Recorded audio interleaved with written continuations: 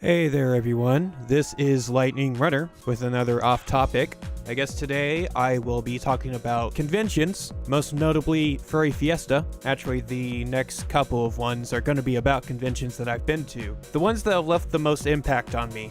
So I'll go ahead and start with this recent Furry Fiesta, which as of this recording was last week. And honestly, it was a cross between a lot of fun and a lot of work. Mainly work on a couple of days. So Thursday, well actually let's go back to Tuesday, which was, I believe, one of the staff meetings.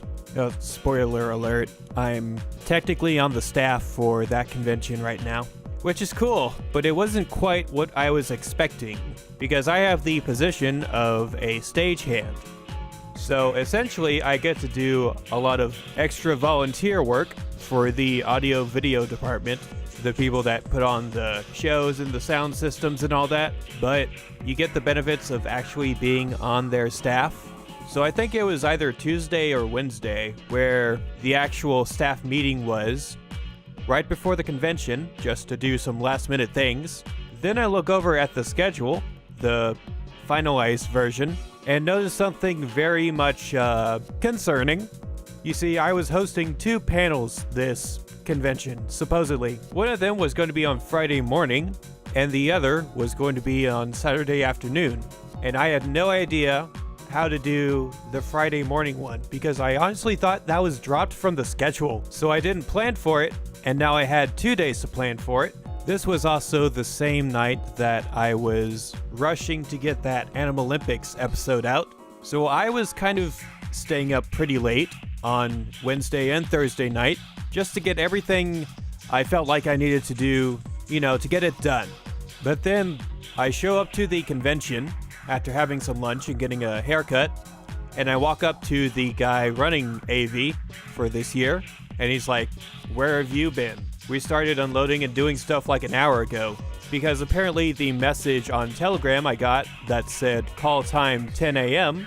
actually meant get here at 10 a.m., loser. But it was fine. He wasn't too mad. There wasn't a lot to unload at that time, but I am glad I got some lunch beforehand because I had to do a lot of pushing and pulling with heavy equipment, and I don't think I got a break until dinner, but during my break I got to eat dinner, of course, and then go ahead and meet some of the other furries there, like my friend Brian and a couple of other people I can't name off the top of my head. But then after that, I had to stay at the downstairs stage area called Malachite and help them with sound and lights and all that until around 10 o'clock. And I had to leave because, I had a 9 a.m. panel on Friday. So then I drive straight home and go straight to bed just to wake up early enough to beat traffic. But then I don't beat traffic that next morning. And I get back at the hotel at around 9:10 a.m. And then I look down at the schedule and find out that there is no 9 a.m. Friday programming. So then I go back down to the little coffee shop they have down there. I think it was a Starbucks. And as I'm about to order some breakfast, I realized I forget my expensive DSLR camera I was going to bring to the convention. In my rush to the hotel, I had forgotten it back home.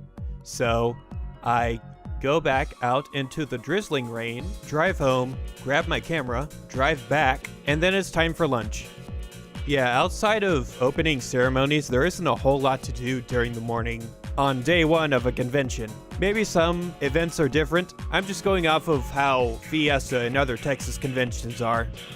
So I help out a little at Malachite. Correction, I go to Malachite first, help out there, and then during my break I go get lunch, and then hang out with some friends.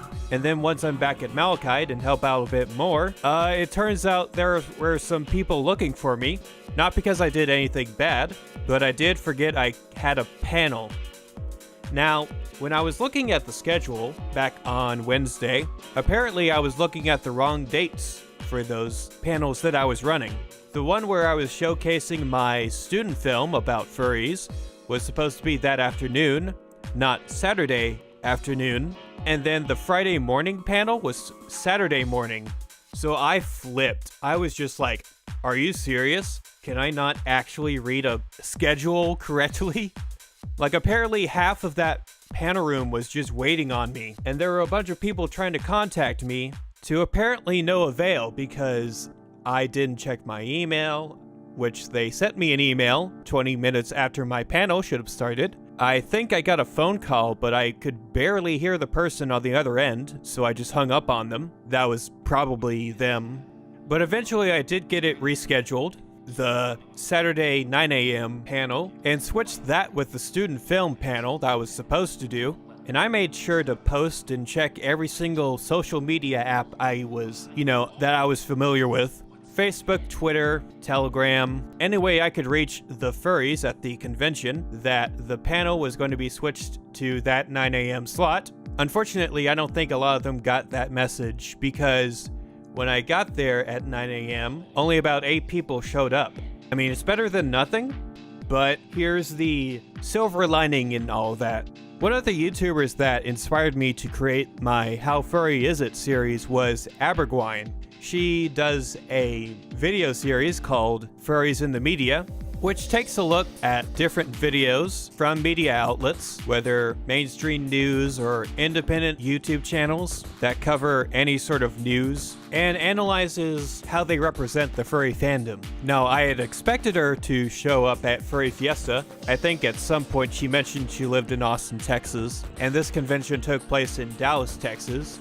Not that far of a drive.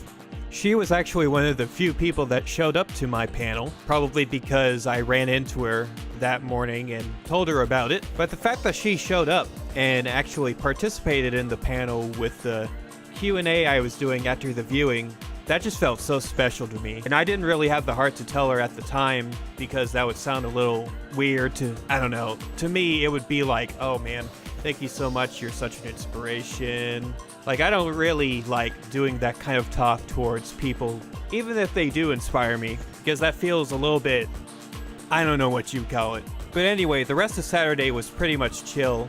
There wasn't too many shows going on. There wasn't any other panel that I needed to run, so I could have all the fun I wanted while still checking the downstairs show area every once in a while, being like, hey, need my help? Nope. Cool, I'll be around. And on Saturday night was the dance, and that was super fun. Sometime before the dance, I actually went up to a room party. And the thing about room parties with alcohol is that I almost never carry actual cash in my wallet, just my credit cards and all that. So I didn't have anything to tip the bartenders with there, but they still let me drink there anyway. They just kind of frowned upon me from afar.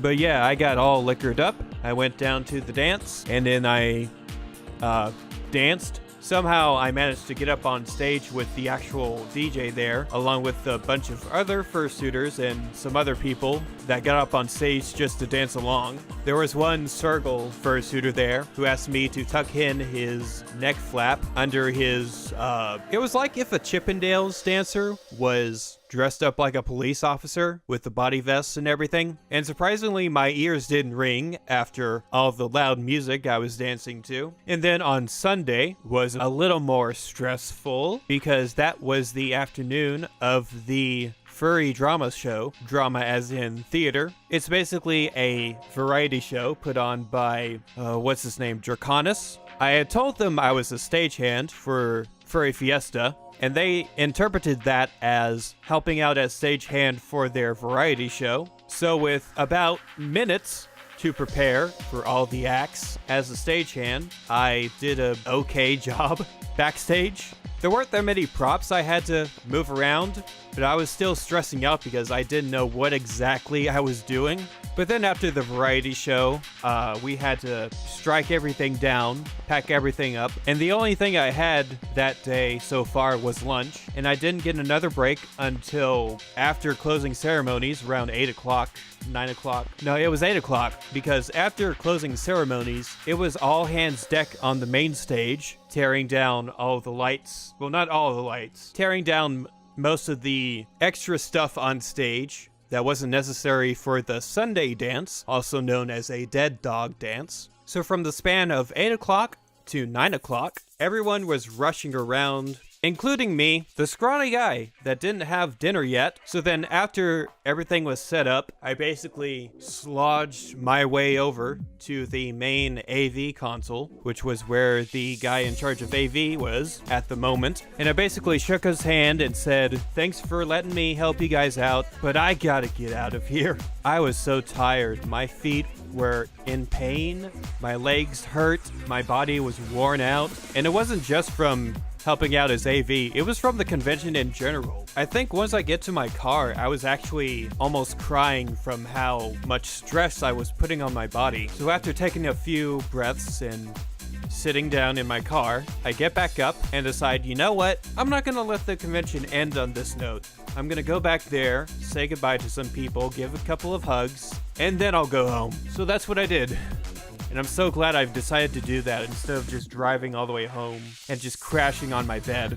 So that was Furry Fiesta, and what a wild ride it was. So next off topic, I'll go ahead and I think I'll talk about the first time I went to a Brony convention, which was Brony Fanfare back in 2012 over in Austin, Texas. But until then, this has been Lightning Runner with Off Topic, and I'll see you guys in the next video.